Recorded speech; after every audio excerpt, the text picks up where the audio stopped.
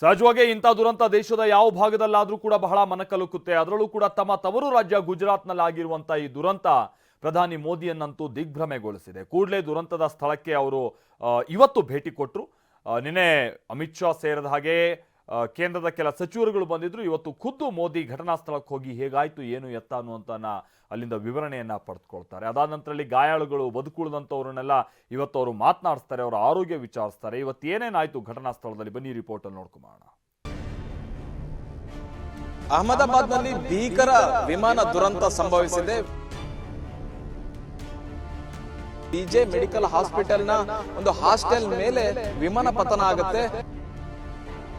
ಸಾಕಷ್ಟು ಮಂದಿ ಗಾಯಗೊಂಡಿದ್ದಾರೆ. ನಗು ನಗುತ್ತಾ ವಿಮಾನದಲ್ಲಿ ಕುಳಿತಿದ್ದವರು ಸುಟ್ಟು ಕರಕಲಾಗಿ ಅಕ್ಷರಶಃ ಇದ್ದಿಲಿನಂತಾಗಿದ್ದಾರೆ. ಕೈಕಾಲುಗಳು ರುಂಡ ಮುಂಡಗಳು ಛಿದ್ರ ಛಿದ್ರವಾಗಿ ಬಿದ್ದಿವೆ. ಪ್ರಯಾಣಿಕರ ಲಗೇಜು, ಒಡವೆ, ವಸ್ತ್ರ, ಮಹತ್ವದ ದಾಖಲೆಗಳು ಎಲ್ಲವೂ ಬೂದಿಯಾಗಿವೆ. ಬೆಂದು ಹೋದ ವಿಮಾನದ ಅಳಿದುಳಿದ ಅವಶೇಷಗಳು, ಅಗ್ನಿ ಜ್ವಾಲೆಗೆ ಸಿಲುಕಿದ ಕಟ್ಟಡಗಳು ಪಳೆಯುಳಿಕೆಯಂತೆ ಗೋಚರಿಸುತ್ತಿವೆ. ಎತ್ತ ಕಾಲಿಟ್ಟರೂ ಶವಗಳ ಕಮಟು ವಾಸನೆ ಮೂಗಿಗೆ ಬಡಿಯುತ್ತಿವೆ. ಇಡೀ ಪ್ರದೇಶ ಸ್ಮಶಾನದಂತೆ ಬದಲಾಗಿದೆ. ತವರು ರಾಜ್ಯದಲ್ಲಿ ಸಂಭವಿಸಿದ ವಿಮಾನ ಪತನದ ಭೀಕರತೆ ಕಂಡು ಪ್ರಧಾನಿ ದಿಗ್ಭ್ರಾಂತರಾಗಿದ್ದಾರೆ. ತನಿಖಾಧಿಕಾರಿಗಳು ಅಖಾಡಕ್ಕೆ ಇಳಿದಿದ್ದಾರೆ. ಸಾಕ್ಷ್ಯಗಳಿಗೆ ಇಂಚಿಂಚು ಹುಡುಕಾಟ ನಡೆಸಿದ್ದಾರೆ.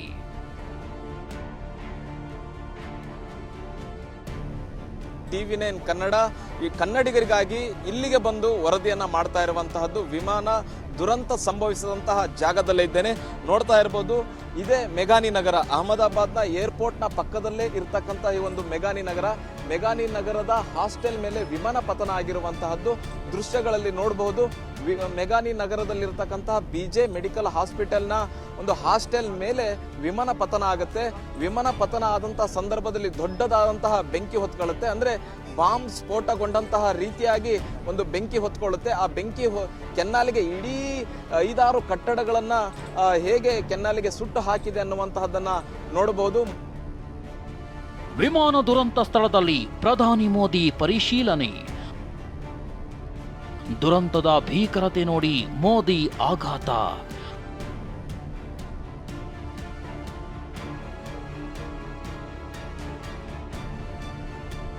ಅಹಮದಾಬಾದ್ನಲ್ಲಿ ಸಂಭವಿಸಿದ ಏರ್ ಇಂಡಿಯಾ AI-171 ವಿಮಾನ ದುರಂತ ಭಾರತದ ಇತಿಹಾಸದಲ್ಲಿ ಕಂಡು ಕೇಳರಿಯದ ಭಯಂಕರ ದುರಂತವಾಗಿದೆ.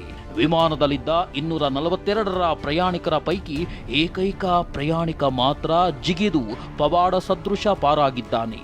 ವಿಮಾನದಲ್ಲಿದ್ದ 241 ಮಂದಿ ಸಜೀವ ದಹನವಾಗಿದ್ದಾರೆ. ವಿಮಾನ ಬಿದ್ದ ಮೆಡಿಕಲ್ ಕಾಲೇಜಿನ ಹಾಸ್ಟೆಲ್ನಲ್ಲಿದ್ದ ವಿದ್ಯಾರ್ಥಿಗಳು ಹಾಗೂ ಘಟನಾ ಪ್ರದೇಶದಲ್ಲಿದ್ದವರು ಸೇರಿ 24 ಮಂದಿ ಬಲಿಯಾಗಿದ್ದು ಸಾವಿನ ಸಂಖ್ಯೆ 165ಕ್ಕೆ ಏರಿಕೆಯಾಗಿದೆ. ಈ ಘಟನೆ ಇಡೀ ಭಾರತ ಮಮ್ಮಲ ಮರಗುವಂತೆ ಮಾಡಿದೆ.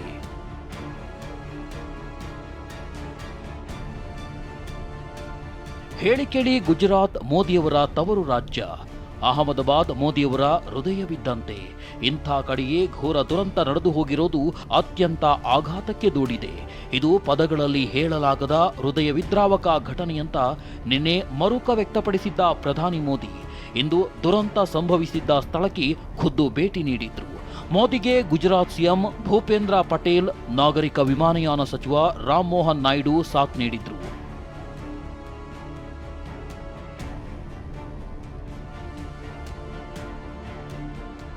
ಇಪ್ಪತ್ತು ನಿಮಿಷ ದುರಂತ ಸ್ಥಳದಲ್ಲಿ ಪರಿಶೀಲಿಸಿದ ಮೋದಿ. 20 ನಿಮಿಷಗಳ ಕಾಲ ದುರಂತ ಸ್ಥಳದಲ್ಲಿ ಪರಿಶೀಲನೆ ನಡೆಸಿದ ಪ್ರಧಾನಿ ವಿಮಾನ ಪತನಗೊಂಡಿದ್ದ ಹಾಸ್ಟೆಲ್, ಅವಶೇಷಗಳು ಹೊತ್ತಿಯುರಿದ ಸ್ಥಳ ಹೀಗೆ ಇನ್ನಿತರ ಕಡೆ ಪರಿಶೀಲಿಸಿ ಇಂಚಿಂಚು ಮಾಹಿತಿ ಪಡೆದುಕೊಂಡ್ರು.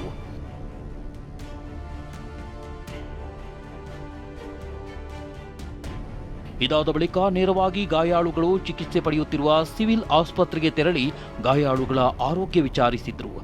ಈ ವೇಳೆ 242 ಪ್ರಯಾಣಿಕರ ಪೈಕಿ ಬದುಕುಳಿದಿರುವ ಏಕೈಕ ಪ್ರಯಾಣಿಕ ವಿಶ್ವಾಸ್ ರಮೇಶ್ ಕುಮಾರ್ನ ಆರೋಗ್ಯ ವಿಚಾರಿಸಿ ಘಟನೆ ಹೇಗಾಯಿತು ಅನ್ನೋದರ ಮಾಹಿತಿ ಪಡೆದುಕೊಂಡ್ರು.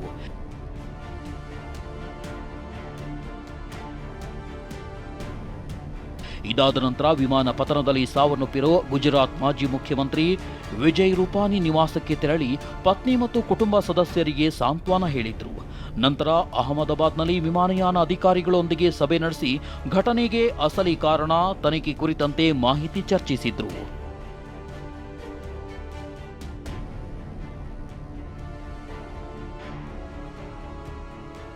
ನಿನ್ನೆಯಷ್ಟೇ ಕೇಂದ್ರ ಗೃಹ ಸಚಿವ ಅಮಿತ್ ಶಾ ದುರಂತ ಸ್ಥಳಕ್ಕೆ ತೆರಳಿ ಪರಿಶೀಲಿಸಿದ್ರು. ಬಳಿಕ ಮಾತನಾಡಿದ ಅಮಿತ್ ಶಾ, ವಿಮಾನವು ಸುಮಾರು 1,25,000 ಲೀಟರ್ ಇಂಧನವನ್ನ ಹೊತ್ತೊಯ್ದಿತ್ತು ಮತ್ತು ಹೆಚ್ಚಿನ ತಾಪಮಾನದಿಂದಾಗಿ ಯಾರೂ ಉಳಿಸುವ ಅವಕಾಶವಿರಲಿಲ್ಲ ಅಂತ ತಿಳಿಸಿದ್ರು.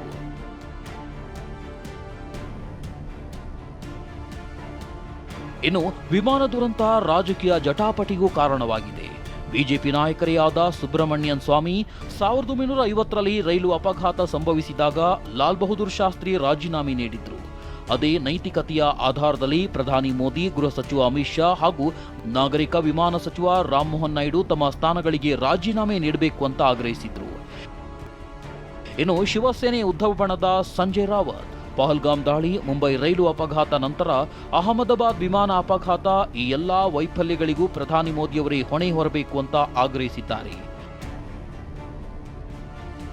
ಅದೇನೇ ಇರಲಿ, ದುರಂತ ಸಾವಿಗೀಡಾದ 265 ಜನರ ಜೀವಗಳು ವಾಪಸ್ ಬರೋದಿಲ್ಲ. ಆದರೆ ಘಟನೆಗೆ ಕಾರಣವೇನು ಅನ್ನೋದನ್ನ ಪತ್ತೆ ಹಚ್ಚಬೇಕು. ಮುಂದೆ ಇಂಥ ಅವಘಡಗಳು ಸಂಭವಿಸದಂತೆ ಎಚ್ಚರ ವಹಿಸಬೇಕಿದೆ. Bureau report, TV9.